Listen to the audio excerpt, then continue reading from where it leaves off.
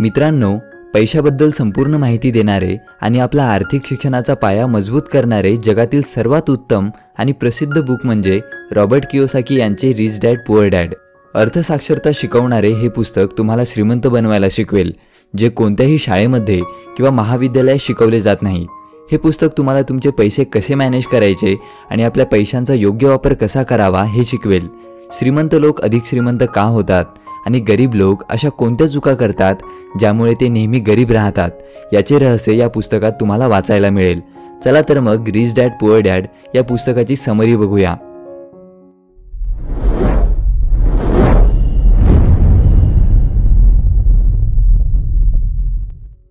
मित्रांनो, जगात अनेक व्यक्तीला श्रीमंत बनायचे आहे, पैसा कमवायचा आहे.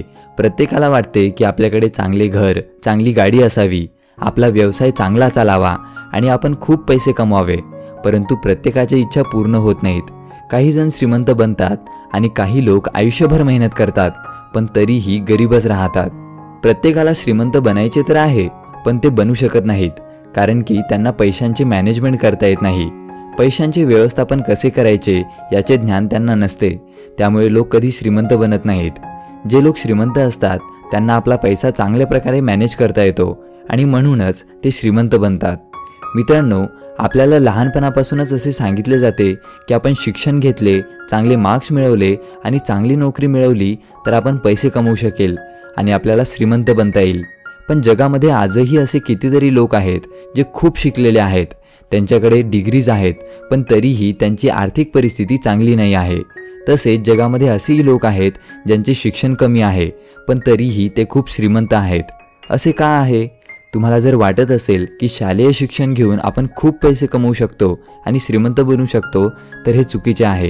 ही विचारसरणी आपल्याला श्रीमंत बनवत नाही, तर फायनान्शियल मॅनेजमेंट आपल्याला श्रीमंत बनवते.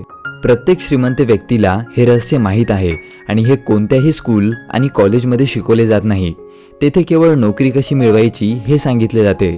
पैशांचे व्यवस्थापन करून आपण श्रीमंत कसे बनू शकतो हेच रॉबर्ट कियोसाकींनी त्यांच्या रिच डॅड पुअर डॅड या पुस्तकामध्ये सांगितलेले आहे.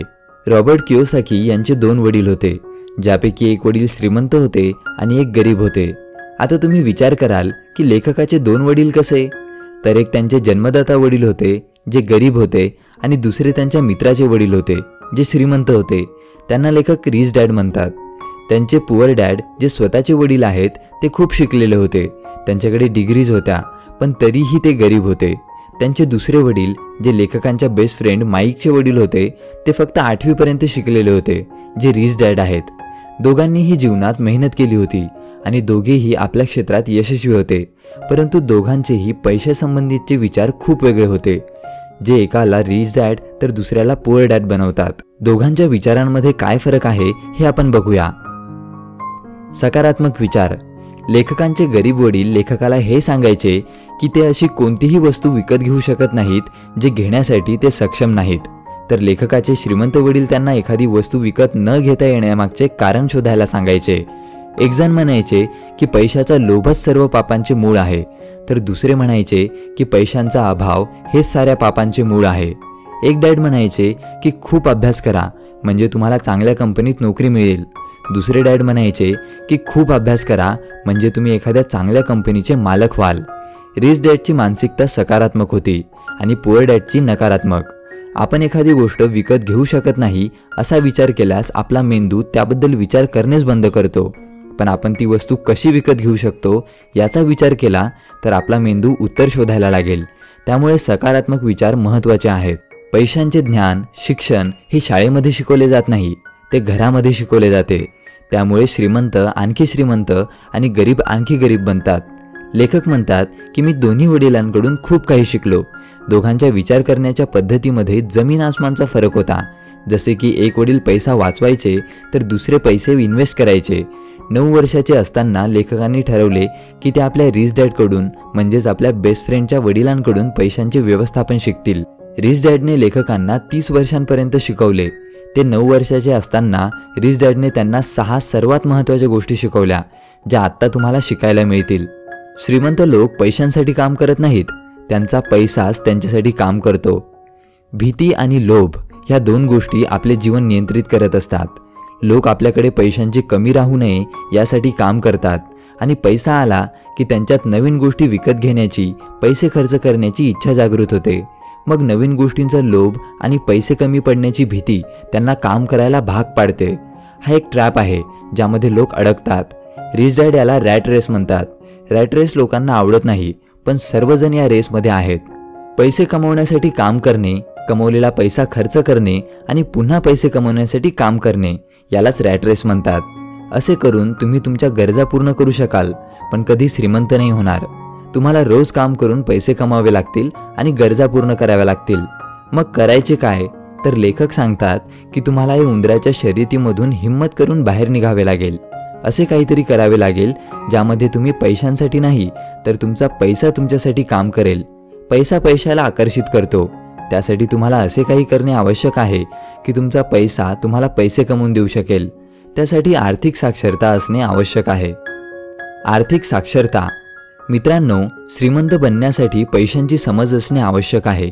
संपत्ती निर्माण करणे हे झाड लावण्यासारखे आहे. सुरुवातीला तुम्ही झाड लावता आणि त्याला रोज पाणी देता. पुढे ते झाड मोठे होते आणि मग त्याला पाणी देण्याची गरज राहत नाही. या उलट तेच तुम्हाला सावली आणि फळे देते. पैसे नसल्याचे खरे कारण म्हणजे लोकांना ॲसेट्स आणि लायबिलिटीज मधला फरक समजत नाही. श्रीमंत बनण्यासाठी या दोन गोष्टींचे ज्ञान असणे खूप गरजेचे आहे. संपत्ती तुम्हाला पैसे कमवून देते आणि दायित्व तुमच्या खिशातून पैसे काढून घेते. हा सोपा फरक लोकांना समजत नाही. श्रीमंत लोक नेहमी आपले ॲसेट्स वाढवण्याचा प्रयत्न करतात आणि गरीब लोक आपला पैसा लायबिलिटीजवर खर्च करतात, ज्यामुळे त्यांचा आणखी खर्च वाढतो. लायबिलिटीज तुमचा पैसा खर्च करतात. गरीब व मध्यमवर्गीय लोक नेहमी महागडे फोन, कपडे आणि गाड्या यावर आपले सर्व पैसे खर्च करत असतात. हे सर्व विकत घेण्यासाठी कर्ज सुद्धा काढतात आणि मग हे कर्ज फेडण्यात या लोकांचे पैसे जातात. ह्या गोष्टी तुमचे पैसे खर्च करतात. यावर तुमच्या खिशामधून पैसे जातात. या उलट श्रीमंत लोक आपले पैसे ॲसेट जमा करण्यात लावतात.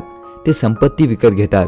ते त्यांचा पैसा अशा ठिकाणी इन्व्हेस्ट करतात जिथे त्यांना चांगला रिटर्न्स भेटेल, जसे की stock market, mutual funds, real estate इत्यादी. नवीन घर विकत घेणे हे लायबिलिटी आहे की ॲसेट आहे हे लोकांना समजत नाही. लोक घराला आपली संपत्ती समजतात. घर एक दायित्व आहे, कारण घरावर आपला पैसा खर्च होतो. यापासून पैसा मिळत नाही. पण जर तुम्ही घर किंवा रूम्स भाड्याने दिल्या आणि त्यापासून तुम्हाला इन्कम होत असेल, तर मग घर तुमचे ॲसेट बनेल. म्हणजेच घरासाठी लावलेला पैसा तुम्हाला काम न करता पैसे कमवून देईल. हा श्रीमंत होण्याचा मार्ग आहे. लेखक रॉबर्ट कियोसाकी म्हणतात की जर तुम्हाला श्रीमंत व्यक्ती व्हायचे असेल तर तुम्ही ॲसेट्स वाढवा आणि गरीब व्हायचे असेल तर लायबिलिटीज वाढवा.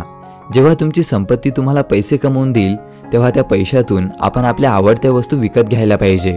त्यामुळे आपण नेहमी आपल्या पैशाने संपत्ती विकत घ्यायला हवी, जे आपल्याला आणखी पैसे कमवून देईल. रिच डॅड फक्त त्या गोष्टींना संपत्ती मानतात ज्या गोष्टी तुम्हाला घरी बसून पैसे कमवून देतील. आपल्या कामाशी काम ठेवा. अनेक लोक आपल्या नोकरीवर प्रेम करतात आणि आयुष्यभर आपल्या मालकासाठी काम करतात. नोकरी करून आपण आपल्या बॉसला श्रीमंत बनवत असतो. लेखक म्हणतात की नोकरी करत असतानाही आपण आपला व्यवसाय सुरू करू शकतो. मॅकडोनाल्डचे संस्थापक रे क्रॉक हे बर्गरच्या बिझनेसमधून नाही, तर त्यांच्या रिअल इस्टेटच्या बिझनेसमधून अधिक पैसे कमवतात. फास्ट फूडचा व्यवसाय करत त्यांनी रिअल इस्टेटचे मोठे साम्राज्य निर्माण केले, ज्यामुळे ते एवढे श्रीमंत बनले. त्यामुळे नोकरी करतानाच उत्पन्नाचे विविध स्रोत तयार करून ठेवावे, जे तुम्हाला पैसे कमवून देतील. नवीन स्किल्स शिका, जे तुम्हाला स्वतःचा बिझनेस सुरू करायला आणि ग्रो करायला मदत करतील. टॅक्सचा इतिहास आणि कॉर्पोरेशनची ताकद. मित्रांनो, या लेसनमध्ये लेखक टॅक्सचा इतिहास काय आहे याबद्दल सांगतात. टॅक्स घेणे हे सरकारने श्रीमंत व गरीब यांच्यामधील फरक कमी करण्यासाठी सुरू केले होते. म्हणजेच सुरुवातीला टॅक्स फक्त श्रीमंत लोकांकडूनच घेतला जायचा. त्या टॅक्सचे पैसे गरीब लोकांना सोयीसुविधा पुरवण्यासाठी खर्च केला जात होता. पण कालांतराने मध्यमवर्गीय लोकांवरही टॅक्स लावला जाऊ लागला. आता परिस्थिती पूर्णपणे उलट झाली आहे, कारण श्रीमंत लोक हे त्यांच्या बुद्धीने व चालाखीने टॅक्स वाचवतात आणि जो टॅक्स सरकारच्या खात्यात जमा होतो तो मध्यम व उच्च मध्यमवर्गीय लोकांकडूनच जमा केला जातो. मोठे व्यापारी व उद्योगपती आधी पैसे कमवतात. त्या पैशाने त्यांच्या गरजा व इच्छा आधी पूर्ण करतात व जो थोडासा पैसा उरतो त्या पैशातून ते टॅक्स पे करतात. मध्यमवर्गीय लोक या उलट करतात. ते पैसे कमवतात, टॅक्स भरतात आणि शेवटी गरजा व इच्छा पूर्ण करतात. यापासून वाचण्यासाठी तुम्हाला 4 गोष्टी माहीत असायला पाहिजेत: accounting, investment, market and law. श्रीमंत लोक पैशांचा शोध लावतात. लेखकाने एकदा $75,000चे घर $20,000 विकत घेतले. त्यांनी त्यांच्या मित्रांकडून $2,000चे लोन घेतले होते. 90 दिवसाचे व्याज $200 होते. लेखकाने तेच घर विकायचे आहे अशी न्यूजपेपरमध्ये जाहिरात दिली. त्यामध्ये $75,000चे घर $60,000 विकायला आहे असे लिहिले. लेखकाला अनेक कॉल्स आले आणि त्यांनी ते घर विकले. मित्राला त्यांनी $2,000 आणि $200 व्याज दिले. अशा प्रकारे त्यांनी $20,000 खरेदी केलेले घर $60,000 विकले आणि $40,000 नफा कमवला. जर तुम्हाला श्रीमंत व्हायचे असेल तर कोणतीही संधी इतरांनी शोधण्यापूर्वी स्वतः शोधा आणि त्यातून पैशांचा आविष्कार करा. नेहमी पैसे कमविण्याचाच विचार करू नका, तर ते पैसे बनवण्याचा विचार करा. शिकण्यासाठी काम करा, कमविण्यासाठी नाही. मित्रांनो, पुअर डॅडसाठी नोकरी सर्व काही होते, तर रिच डॅडसाठी शिकणेच सर्व काही होते. कोणतीही आयडिया तेव्हाच काम करते जेव्हा आपण त्याविषयी संपूर्ण ज्ञान घेतो आणि ती आयडिया अंमलात आणतो. लेखकांनी आपल्या जीवनात अनेक कामे केली ज्यामुळे त्यांना प्रत्येक क्षेत्रातील ज्ञान मिळत गेले. म्हणून फक्त महिन्याच्या शेवटी मिळणाऱ्या सॅलरीसाठी काम करू नका, त्याऐवजी काहीतरी शिकण्यासाठी काम करा. वेगवेगळ्या क्षेत्राची माहिती घ्या, स्किल्स मिळवा. श्रीमंत लोक नेहमी नवीन गोष्टी आणि नवीन स्किल्स शिकणे कधीही थांबवत नाहीत. या सवयीमुळेच त्यांना माहिती असते की आपल्या प्रोडक्टला किंवा आयडियाला जगासमोर कसे ठेवायचे आणि त्यातून पैसा कसा मिळवायचा.